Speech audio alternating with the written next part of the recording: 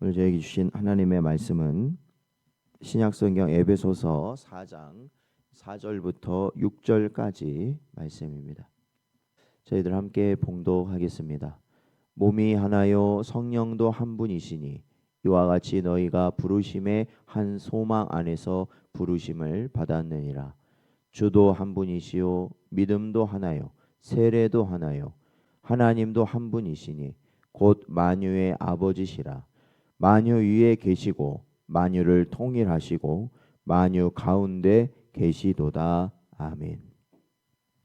기도하겠습니다. 하나님 아버지, 지난밤도 주의 은혜 가운데 저희를 붙잡으시고 하나님의 사랑 가운데 저희들 살아갈 수 있도록, 또한 저희들이 오늘도 새 하루를 얻을 수 있도록 인도하여 주신 것 감사드립니다.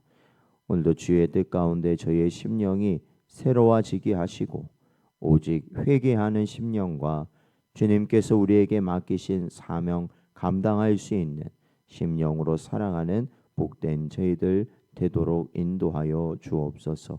오늘도 저희에게 말씀하여 주시길 간절히 바라오며 이 모든 말씀 예수님의 이름으로 기도하옵나이다. 아멘. 오늘은 우리의 한 소망이라는 제목으로 하나님 말씀 증거합니다. 저희는 지난 말씀을 통하여서 성령께서 우리를 하나 되게 하시는 은혜를 저희들이 살펴보았습니다. 오늘 본문은 연장선에서 우리의 한 소망에 대해서 말씀하고 있습니다. 즉 성령께서 우리를 하나 되게 하셨을 때 하나 된 우리는 서로 다른 소망이 아니라 하나의 소망을 가지게 된다라는 것입니다. 바울은 교회의 연합을 설명하며 그 중심에는 하나의 몸, 하나의 성령, 하나의 소망, 한 주, 한 믿음, 한 세례, 한 하나님이 계시다 이렇게 선포합니다.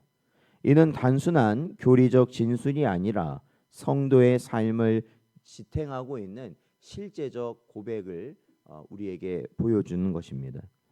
그래서 오늘도 저희에게 이 새벽에 주시는 말씀을 통해서 하나님께서 우리에게 주신 이 소망을 붙들고 기도하고 살아갈 수 있는 여러분 되시기를 주의 이름으로 축원드립니다. 먼저 4절을 보면 몸이 하나요 성령도 한 분이다 이렇게 말하고 있습니다. 교회는 여러 지체로 이루어져 있습니다.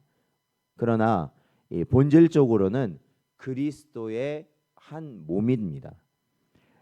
우리 장로교 신학에서는 강조하고 있는 것이 교회는 그리스도의 머리 되심 아래 모인 성도의 공동체다라는 겁니다. 그래서 교회의 주인은 오직 예수 그리스도이시다라고 고백합니다.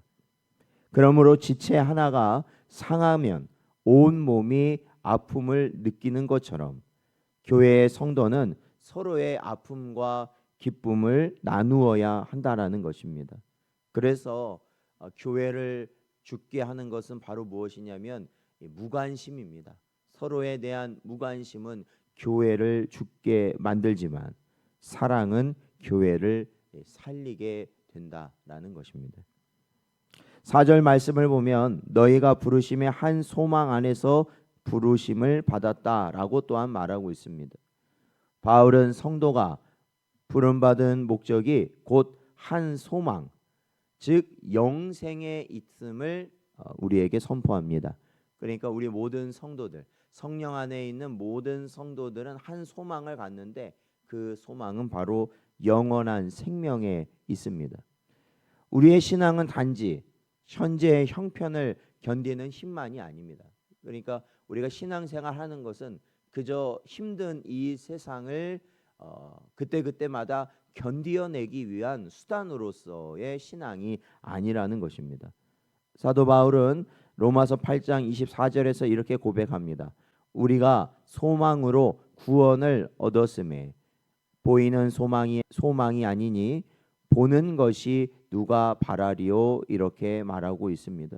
그렇습니다. 우리의 신앙은 단지 이 땅에서 무언가 우리의 유익을 위해서 구하기 위해 그러한 것을 얻어내기 위한 신앙이 아니라 사실은 장차 나타날 영광을 기다리는 소망을 유지하는 것입니다.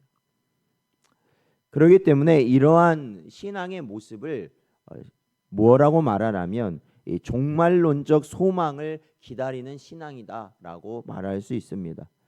하나님이 예정하신 구원은 반드시 완성되며 그리스도의 재림과 함께 우리는 부활의 소망을 누리게 될 것이기 때문에 그렇습니다. 우리의 진정한 소망은 주님이 오신 그 마지막 때를 바라보는 소망입니다.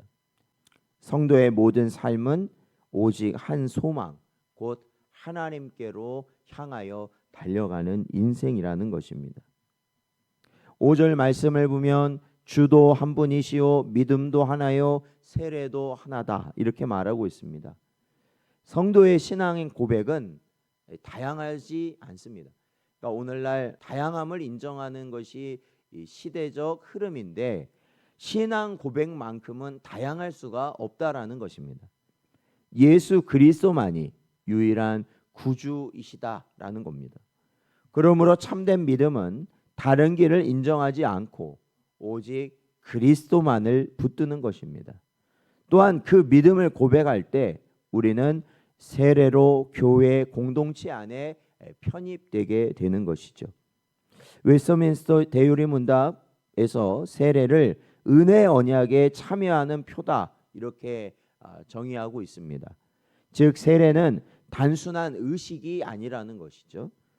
세례는 우리가 하나님의 언약 백성이라는 것을 세상 가운데 드러내는 표라는 것입니다.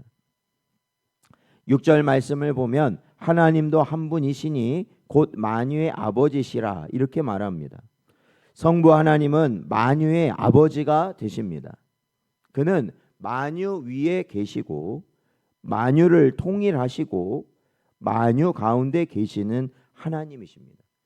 그래서 이 본문은 하나님의 무소부재를 보여주는 것이죠. 그러니까 하나님께서는 어디에나 계시다라는 것입니다. 또한 우리는 이 하나님의 섭리를 또한 고백하고 있습니다.